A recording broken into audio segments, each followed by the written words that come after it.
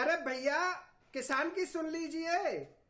आप 50% से लगभग 50% जनसंख्या को कृषि सेक्टर रोजगार देता है और आप उसको खाली 3.25% बजट दे रहे हो आप। अरे भैया, आपका जो टाइम आया आपने बोला, आप मुझे बोलने दीजिए। मैं कोई यार राजनीतिक पार्टी की तरफ से नहीं बैठा हूं जो आपको आपत्ति हो रही है। बोलिए बोलिए केपी जी, आइए सब्जेक्ट पर आइए। मोदी जी का वोटर हूं, सपोर्टर हूं और मैं इस देश के किसान का पुत्र हूं।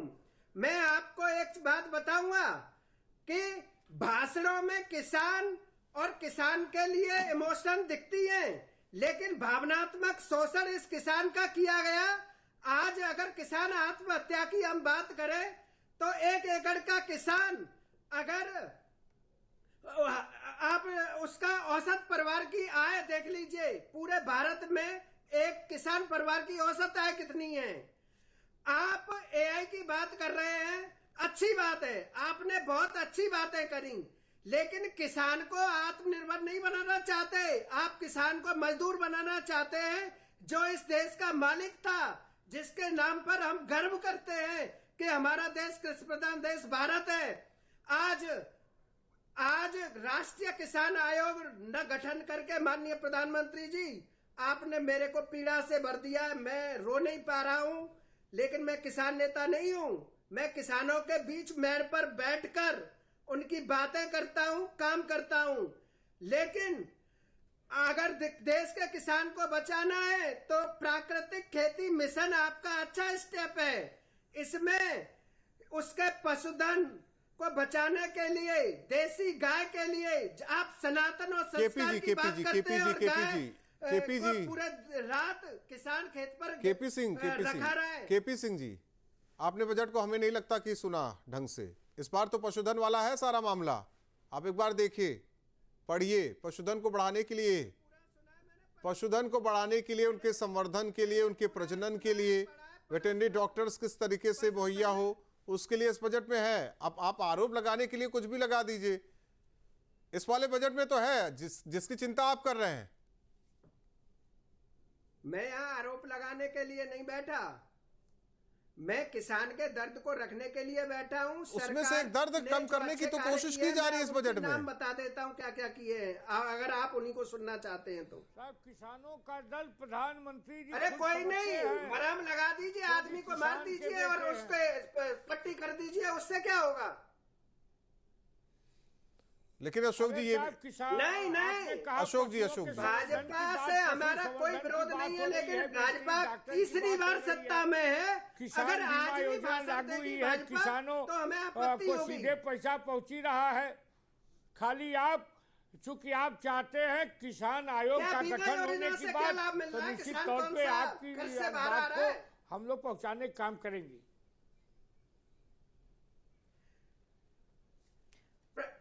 प्रधानमंत्री जी कहते थे एक कॉल की दूरी पर हूं किसानों से। 10 बार मेल कर चुका हूं मैं कि राष्ट्रीय किसान आयोग का गठन कर दीजिए। कोई सकारात्मक उत्तर उधर से आया नहीं है। वो कह रहे हैं कि वो आप जो यहाँ पर सुझाव दे रहे हैं वो उसको कंसीडर कर रहे हैं। जो आप सुझाव दे रहे हैं वो उसको कंसीडर कर रहे हैं। ऐसा नहीं है कि वो आपकी बात नहीं सुन रहे हैं। तो आपका धन्यवाद। अगर आप ही पहुंचा दें तो मैं आपका स्वागत करने आऊंगा। बस बात पहुंचा दें, पूरी हो न हो, इतना ही बहुत है आपकी। लेकिन ऐसा क्या रहा अशोक जी कि इस बजट में खासकर देखा जाए कि साउथ के किसानों का ही ख्याल रखा गया, नारियल उत्पादन बढ़े, काजू। ज्यादा से ज्यादा बजट देना पड़ेगा। ये समझ से बाहर बजट है, ये सपने दिखाने वाला बजट है। जिन लोगों ने अपने पुराने घोषणा पत्र पे कोई काम न किया, उनसे उम्मीद क्या करोगे। बीजेपी से उम्मीद ही नहीं तो बजट से उम्मीद क्या करेंगे।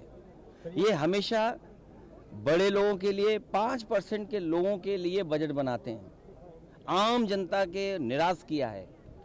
और फिर 25 करोड़ अगर गरीबी रेखा से बाहर आ गए हैं तो कम से कम ये बताएं कि जो 95% आबादी हमारे देश की है, उस जो गरीब है उसकी प्रति व्यक्ति आय क्या है। क्या सरकार ये बताएगी प्रति व्यक्ति आय क्या है।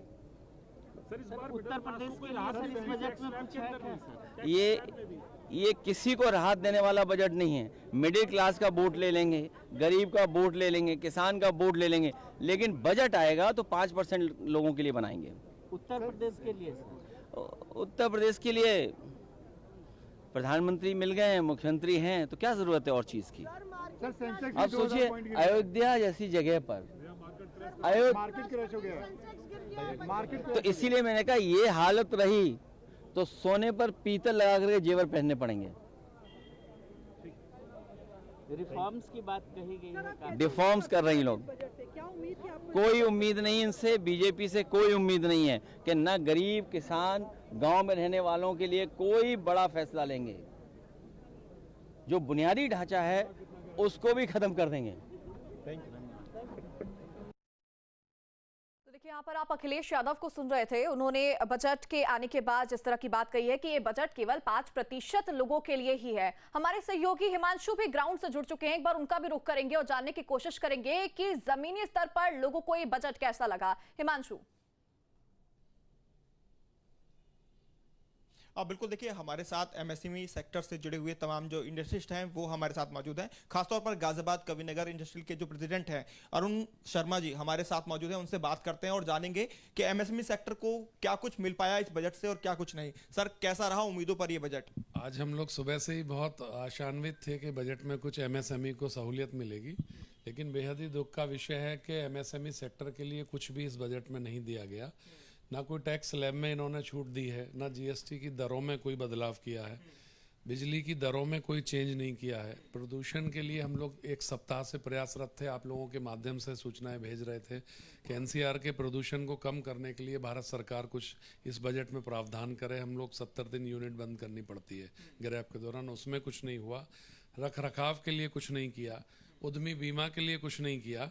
बहुत निराशा हुई आज के बजट। आपको निराशा हुई? सर, आपको क्या लगता है इंडस्ट्री के तौर पर देखा जाए, आप तमाम उद्योग इकाएं चलाते हैं यहाँ पर, उसको लेकर क्या कहेंगे? गाजियाबाद की अगर बात करें तो 30,000 से ज़्यादा यूनिट यहाँ पर हैं।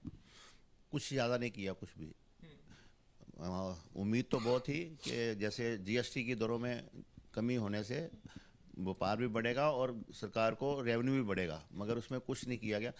इन्होंने अभी पिछले साल जीएसटी की दरें कम करी हैं, थोड़ी सी रैशनलाइज करी हैं, 5% और 18% करी है, तो उससे रेवेन्यू बढ़ा ही है, जीएसटी बढ़ा ही है। जनवरी के महीने में भी इन्होंने अभी जो फिगर आई हैं आज ही आई हैं 1.93 लाख करोड़ रुपीस का हुआ है, 6.3%। उम्मीदें क्या थी आपकी? उम्मीदें की बात करें तो उम्मीद ये थी कि ये जो है जीएसटी के कुछ स्लैब में चेंज करेंगे, सस्ती दरों पर भूमि उपलब्ध कराएंगे, एनसीआर में जगह नहीं है इंडस्ट्री के एक्सपेंशन के लिए। उद्यमी बीमा की उम्मीद थी, किसान बीमा है, श्रमिक बीमा है, उद्यमी बीमा के लिए कुछ नहीं किया।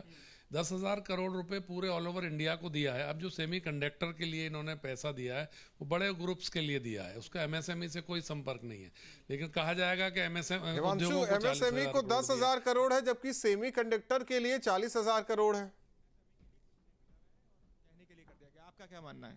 जैसे हम लोग छोटे उद्यमी हैं तो हमें लगता था कि बैंक लोन में कुछ बेनिफिट्स मिलेंगे, रेट ऑफ इंटरेस्ट में कुछ कमी आएगी, ऐसा कुछ नहीं देखने को मिला। ऐसा कुछ देखने को नहीं मिला है, साफ तौर पर कहना है। सर, आपका क्या मानना है, क्योंकि लंबे समय से आप भी अपनी जो यूनिट है वो चला रहे हैं, उद्योग चला रहे हैं? इस बजट से बहुत उम्मीदें थी, लेकिन सरकार ने इस बार जो निराश किया हम लोगों को।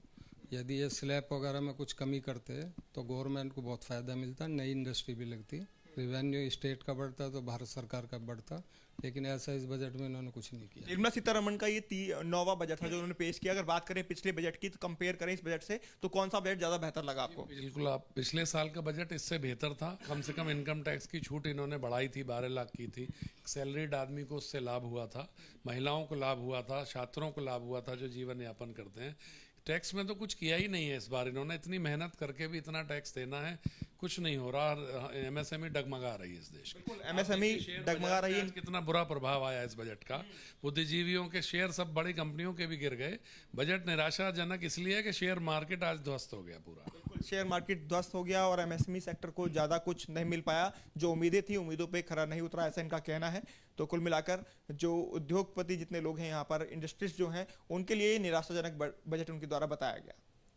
कह रहे रफ्तार देने के लिए एमएसएमई को देखिए 10,000 करोड़ भी दिया गया है और कह रहे हैं जो उद्यमी है वो कह रहे हैं कि कुछ मिला ही नहीं। बीजेपी के नेताओं को सुनेंगे तो वो कहेंगे कि हमने एमएसएमई में जान फूंक दी है। हिमांशु, फिर मैं कटाऊं।